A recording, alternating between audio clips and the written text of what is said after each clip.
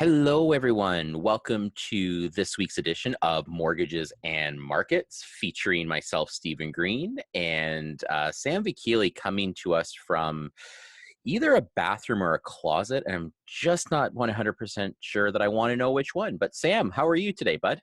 I'm doing well. I'm not even going to answer the question. I'm just going to leave you wondering. I told you last week, every week we're going to change the backdrop, keep it Yeah. spicy. And that is not a Zoom virtual backdrop, by the way, people. That is actually for realsies. Oh He's all yeah. over the place. So, Authentic.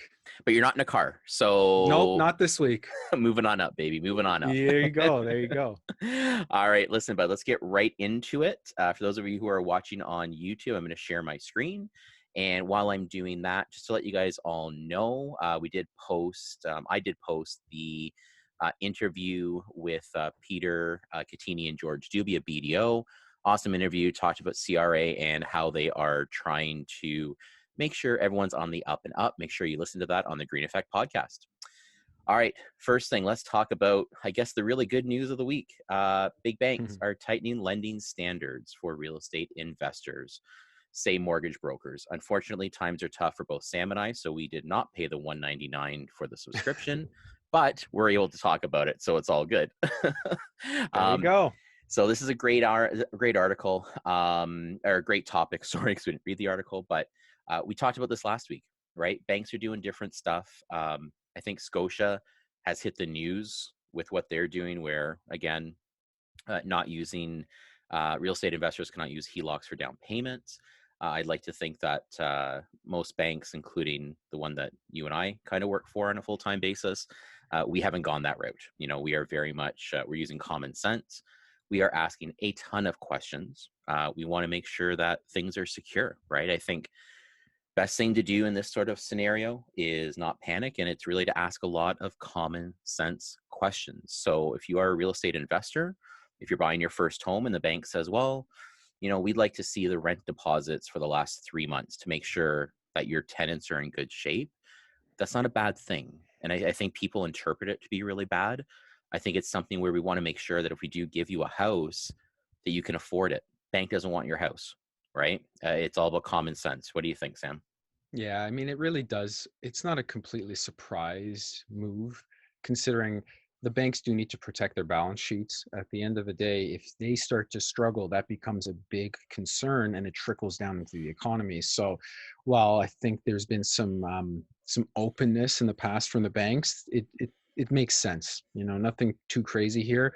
From what I'm hearing, and I'm sure you probably hear the same thing. It's about, are we still employed? Can you prove that you're still employed on closing? Because things change. If you're closing 3, 4 months out, COVID's only been around for a few months. So I'm hopeful that it will not trickle down to all of the lenders, but we'll see where that goes. Yep, I don't usually pray very often, but I'm praying for that one. All right, so moving on. I, I know you love this, Sam. It's the one thing I hang on to show how smart I am. Let's talk about household debt. Okay, here we Yeah. go. So this came out from RBC Economics. Again, if you are not subscribed to this and you want to know what's going on out there in the world, subscribe to RBC Economics. Great newsletters out there. So those of you who are watching on YouTube, for those of you who are not, up on my screen right now, it's talking about 1 in 5 households do not have enough cash or liquid assets to cover 2 months of mortgage payments. That is scary, and it is 100% true. I've seen it. I'm sure, Sam, you're getting phone calls about this as well. Government support programs like CERB and CEWS wage subsidies are covering a large share of household spending. So food, shelter, and telecom, which in some cases, some households, their telecom bills are as big as their food bill. This is scary. Loan payment deferrals. Banks have allowed more than 700,000 households to delay a mortgage payment, and new borrowing can help offset remaining income losses. So that's a lot of people. And I think it comes back to the first point. Not everyone has savings there. Finally, still some households are likely to fall behind on their debt payments. So while these are a little bit scary, I think, and Sam, we're going to talk about this, we always talk to our clients, have a balanced way of life. Yes, you've got your debt, you've got your household debt, but have your savings in place. You've got to be balanced. What do you think, bud? Yeah, there's a couple things that I'd say, we've been probably hammering this point home for the last few weeks. Uh, it is somewhat expected. Unemployment numbers, again, another week higher than expected. There's a little bit of hope around the industry that maybe some of these numbers are self-induced. So perhaps there's some optimism coming out of it. The Bank of Canada, the chair came out this week and said, well, the stimulus that they've come out with has worked. It's steadied things. There's still elevated household debt, which is kind of what we had going into this. Yeah. And so there is risk, especially the longer this plays out. The question becomes, can these programs that exist right now continue in perpetuity, or will that eventually somebody will have to bite the bullet? And actually, I was looking at the unemployment numbers, I think on Wednesday, just to get an idea of where it is. It is very sector specific. There are certain industries that are getting hammered much, much worse. There's also parts of the economy, as in income thresholds, that are being hit more than others, Yeah. right? So that's that kind of goes into the question of, then does it trickle into rent, right? How does this play out in the grand scheme? It's going to be geographically based. It's going to be income based. It's going to be sector based, and there's going to be some unfortunate losers and winners that come out of this. So Yeah. that's Yeah, what did I hear the other day? Jeff Bezos, he's on track to be the first trillionaire in the world. I good. know Thank why, goodness. because I'm keeping him in business right here at my front door with my wife. So it's gonna happen, Yeah, right? you know what though? Again, it's so we've all seen it in the markets. Mega cap tech has just been on a tear. Yeah. But you are starting to see some companies, the credit card companies that get this data at the earliest, they're starting to see retail spending lower than expected. I think that came out yesterday or today. Um, they're talking about penny pinching, right? At the beginning of it, people were stocking up, but now you're seeing a little bit more tighter spending, even on the things like groceries. So it makes sense. There's a general flight to safety which happens with moments like this. That's normal. Hmm. But Funny you say that on groceries because, so as people will know, my daughter works at Food Basics, which is considered more of a discount store. mhm, Line up out the door all the time. The dollar store in the same plaza has a lineup out the door all the time. You go to Zares, which is considered more of a market, and we'll say, maybe some higher quality produce and stuff. No lineup there. Sometimes, but interesting. not often. So might be seeing that. I mean, no frills. Maybe you can't get into a no frills right now. So yeah, we're gonna see that. Very, We're gonna yeah, see it. mm, So makes sense. all right, continuing on the household debt thing. So I just did a quick little Google search and came up with this dandy little number. So this is Q4 because that's the latest data we have. But in Q4, average household debt to ratio, income to debt ratio is 1.76. My gosh, what is going to happen when all this stuff, all this dust settles, which is another year?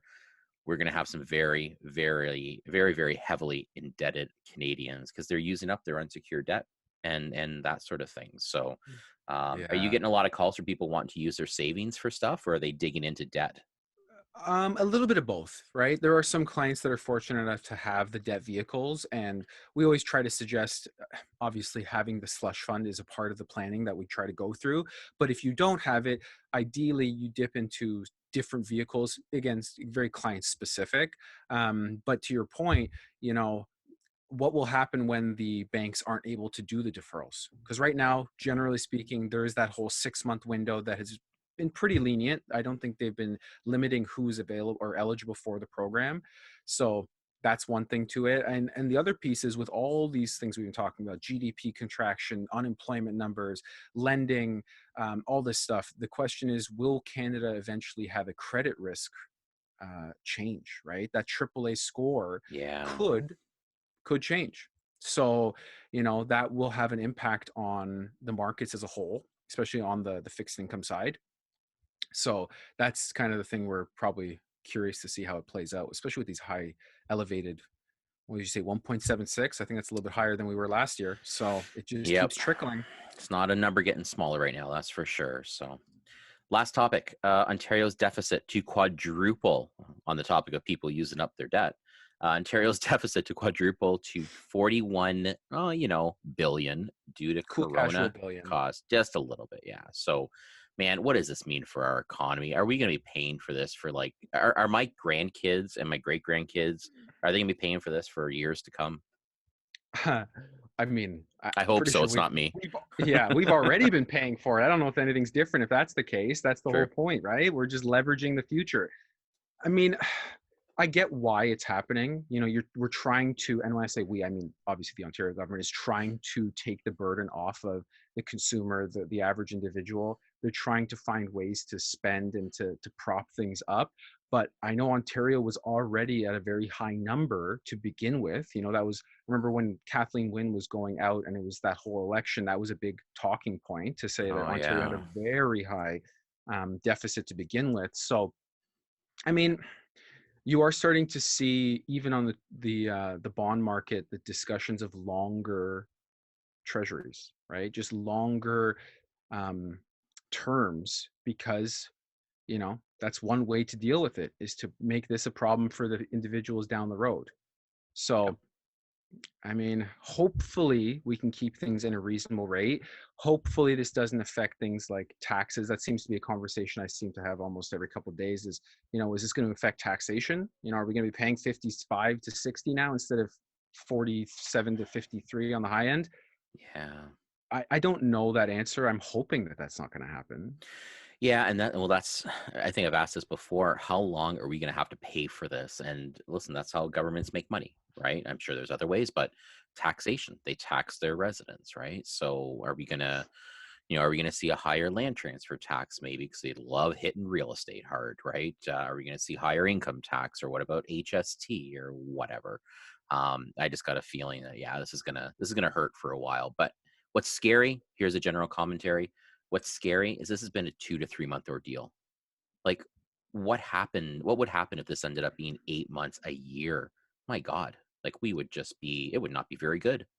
Well, it might, yeah. I mean, we're probably hopeful that we've front loaded a lot of these stimulus programs. That's kind of the hope, at least. But you also have to think, when you look at war times, this is pretty in line with what happens during those types of stimulus. So it's not as though to say, going into this, there were not times where there were inflated deficits, right? There have been inflated deficits, and we've come out of them.